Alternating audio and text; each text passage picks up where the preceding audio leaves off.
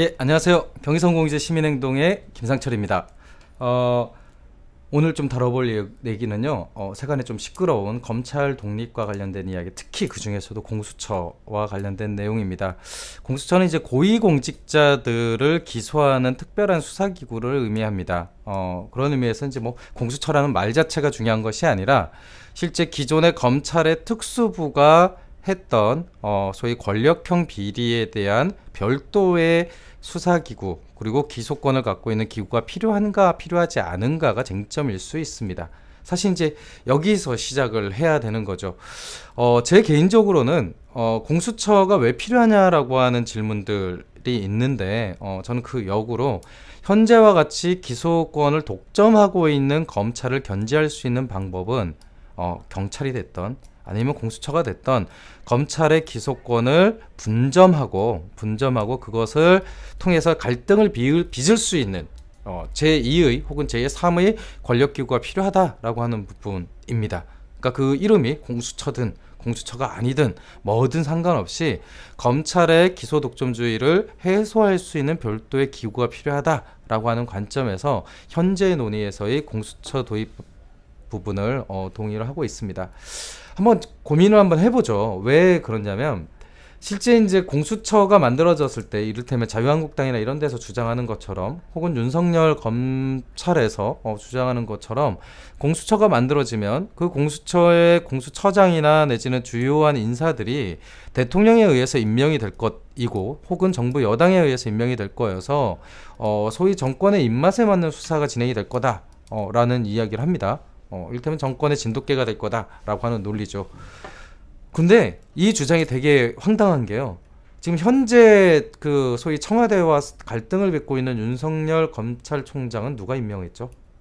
예, 문재인 대통령이 임명을 했습니다. 그것도 윤석열 총장이 임명할 당시를 보면은요, 자유한국당 쪽에서 인사 그 청문회 보고서를 동의해주지 않았기 때문에 사실은 인사청문회 동의서도 없이 대통령이 직권으로 임명한 사례입니다. 그렇게 따지면, 논리적으로 그렇게 따지면 윤석열 검찰총장은 당연히 문재인 정권에 충성해야 되겠죠. 하지만 하지 않습니다. 그게 왜 그럴까요? 제가 공수처를 동의하는 이유는요, 이유는 결국에는 이 검찰이라고 하는 것, 형법에 의거해서 법률 위반자를 찾아내고 그것을 국가의 이름으로 징벌을 가한다라고 하는 것은 사실은 고도의 행정행위이자 고도의 정치적 행위일 수밖에 없다는 겁니다.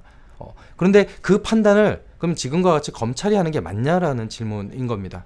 오히려 사회적 논란이 많이 불거질 수 있겠지만 실제 고도의 정치적 판단이 필요한 어떤 사법적 절차나 내진 판단은 오히려 정치적 판단, 오히려 공개되고 또 사회적으로 토론이 이루어지는 그런 방식으로 해결하는 것이 훨씬 낫다는 거죠.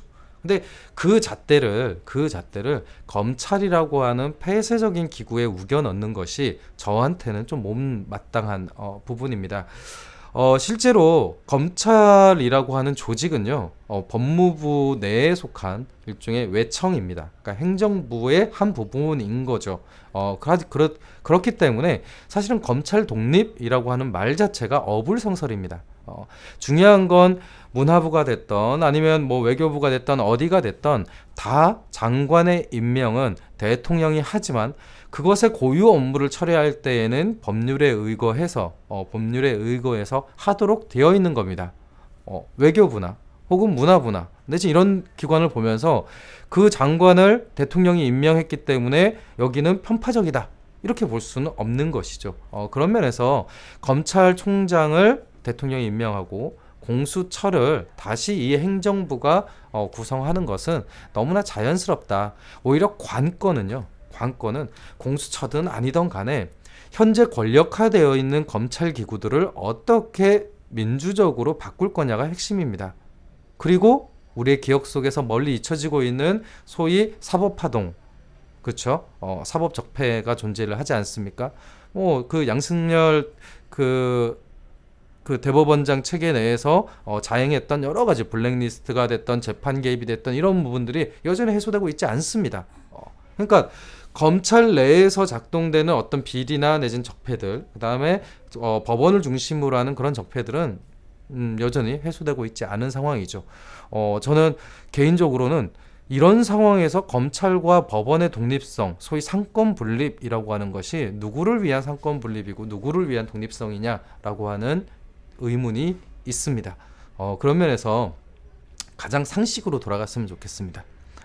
민주주의의 가장 기본적인 원칙은 다양성이고요. 그 다양성이 필요한 이유는 그 다양성으로 말미암아 합의가 잘 이루어지지 않습니다. 당연히 갈등이 생기죠. 다양하면 다양할수록 갈등이 생깁니다.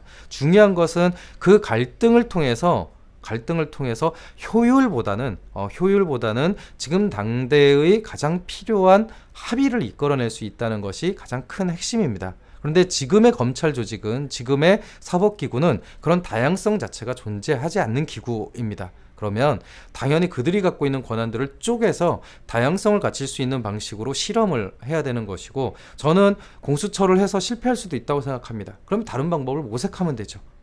적어도 지금 검찰과 같은, 지금 사법부와 같은 이런 방식의 순혈주의적인 다양성이 부재한 이런 기구에게 권력을 부여하는 것은 소위 민주공화국의 입장에서 봤을 땐 굉장히 위험한 일 아닌가 라는 생각을 갖고 있습니다. 그래서 뭐 이번 이야기를 들으신 분들은 아시겠지만 지금 현재 논의되고 있는 공수처 법안, 뭐 백혜련 의원 안이나 아니면 바른미래당에서 낸 안이나 이런 세부적인 내용은 하지 않습니다. 그것은 강론에 불과한 거고요. 중요한 건 왜 검찰 개혁이고 검찰의 독립성보다는 민주적 다양성이 더 중요한지에 대한 큰 틀에서의 가치적 합의가 좀 더 중요하다고 보기 때문에 그렇습니다. 이 부분에 대해서도 계속 이야기를 해나갔으면 좋겠습니다. 감사합니다.